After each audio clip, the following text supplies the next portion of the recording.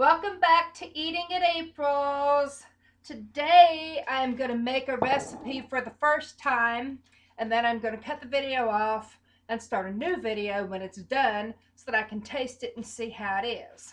Now, I'm on this historical cooking trip right now, and the recipe that I'm going to be making today is a molasses cake. Yes, you heard that right. It's a molasses cake, and it's from food in the Civil War era, the North.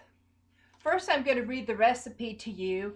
As I've said on some of my other videos before, cookbooks 100 or 200 years ago didn't really have the steps and the measurements and the times and the temperatures written out like we do today for a couple different reasons. One, they did not have the electronic stoves like we do, so they just put it in the hot oven and they baked it until it was done. The temperature that I'm going to use for this is the same recipe that I use for my carrot cake, which is about the same size and measurements. I'm using 350 degrees, and then I'm going to watch the time and let you know how long it takes me. Another reason why they didn't write down the steps quite the way we do today is that people learned how to cook from a very young age. So people knew the steps, so they didn't need the steps written down. So let me read this to you. This is called Mrs. Berg's coffee cake, and it's made with real coffee. That's why I wanted it.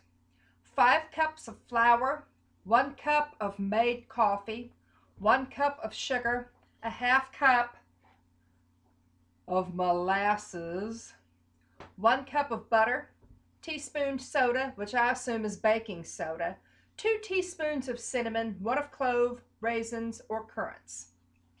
Now, I don't know if it means that you use cloves, raisins, or currants, or if you use cloves and then you use raisins or currants, but I don't want raisins in this, so I'm not going to put it in. Okay, so we're going to get started. I have my 1 cup of sugar in here already, and then I have my cup of butter in here already. What I do is I cheat. When I'm making my cakes, I melt the butter. And a lot of recipes don't call for that, but I do it anyways. Now I'm going to turn this so you can see what I'm doing. There you go. That's better. All right. So we'll put the butter in with the sugar here. Then I'm going to mix that up first. Oops. It would help if I plugged it in, wouldn't it? Yes, it would. All right. Plug that in right here. Woo! Here we go.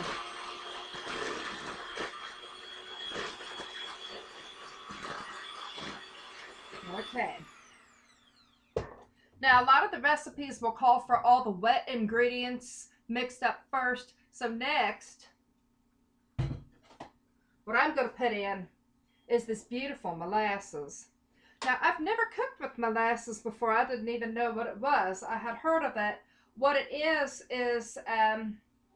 when you boil sugar down, the crystals are removed, and then this is the black sauce that remains.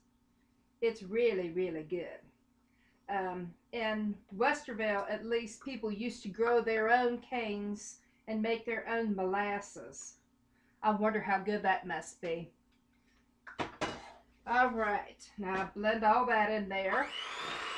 Doesn't take very long if you have the machinery. Look what a nice color that's turning. Okay. And now we have the star ingredient, coffee. I suppose you could use decaf for this, but I didn't. This is good old Folgers. Okay. Woo.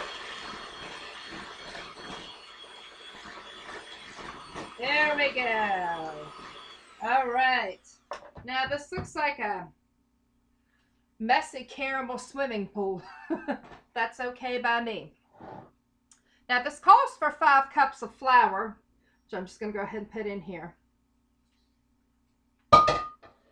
And then here I have my baking soda and my cinnamon and my cloves. Now, a lot of recipes will call for a little bit of salt, which I think I put too much in.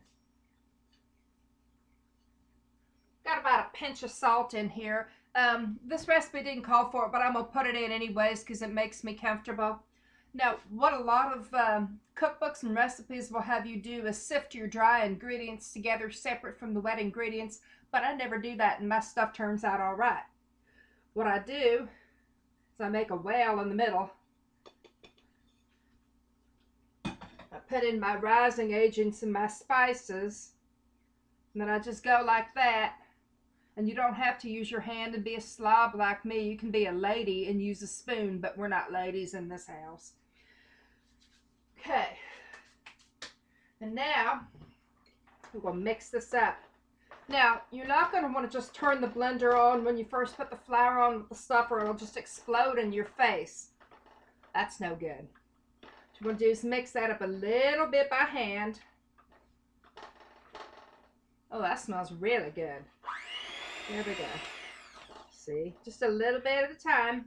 Some people add their flour a little bit at a time to keep this from happening, but I'm too lazy for that. All right, here we go. See, this isn't taking much time at all.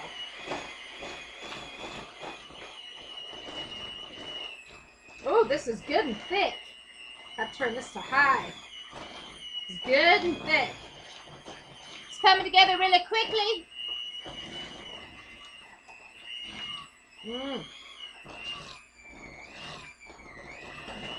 There we go.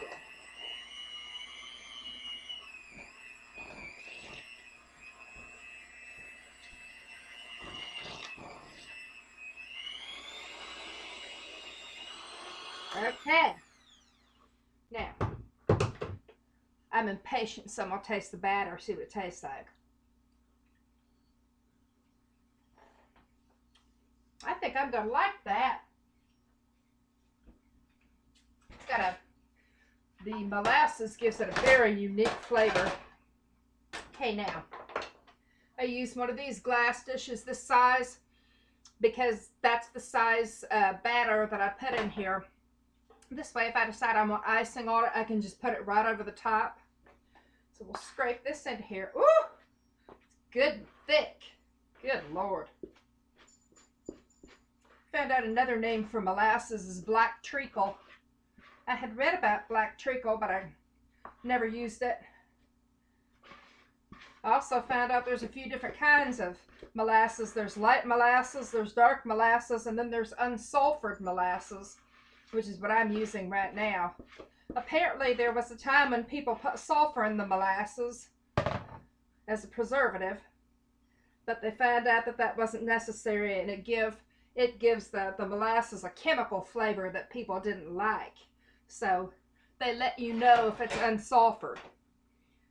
This is really a thick, pasty, very heavy cake. But it just smells so good. It takes a while to spread it. Now, I don't know how much it's going to rise. I did put my rising agents in, but like I said, I've never used molasses before, so I don't know if that's going to weight the cake down or not. But you see, I've got that all smooth. This looks like a big blob of peanut butter, doesn't it? Okay. And I'm going to put this in the oven.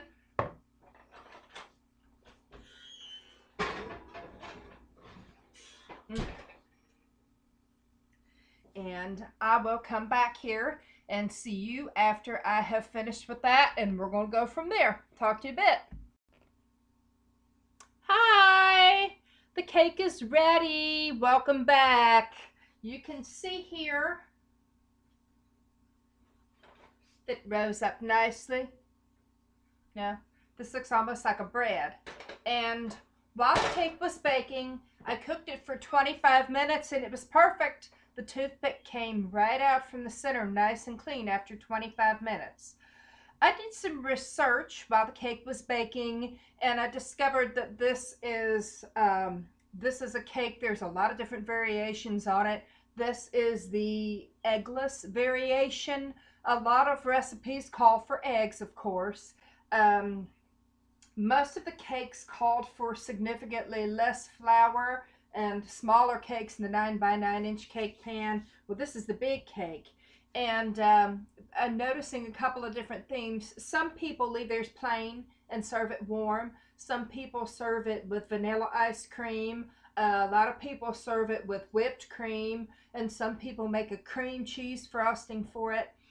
Um, Before I tasted the batter, I was thinking about maybe making a buttercream frosting for it, but I think that's going to be too sweet.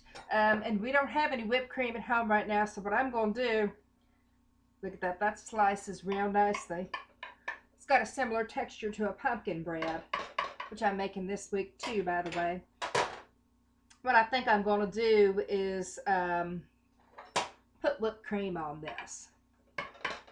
My husband loves the kind that you get in the dairy section that you just go and put it on there like that. Okay. Ooh, this is good and warm.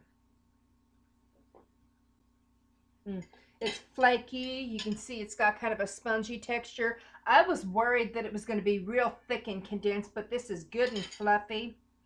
Now, I suppose y'all who are gluten-free could also make this, but you probably have to put more liquid in it. So, here's the moment of truth. Let's see what it tastes like. Oh my God, that smells so good. Oh, that's good. Let's see. It's a little dry, but not too bad. You know what this is? This is like a gingerbread. That is good. Only thing I'm going to put on this is whipped cream. Oh, I have to have another bite of that. The molasses gives it a very distinctive flavor.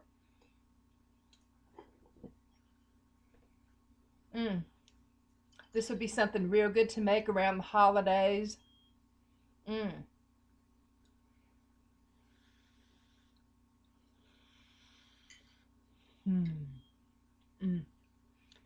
It's very satisfying to eat warm too.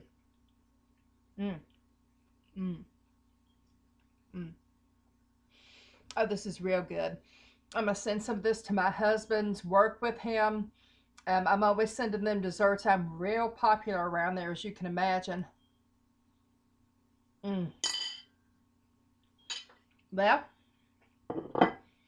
I declare this recipe a success.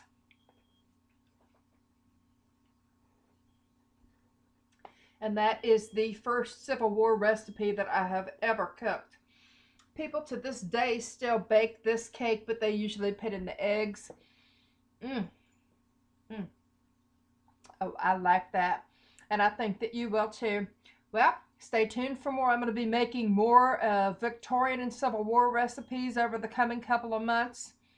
Oh my goodness, that was good. No, that was my dog barking. You can't have any. You can't have it. Okay. Well, y'all have a good day. See you next time. This is Eating at April's. Lily says bye.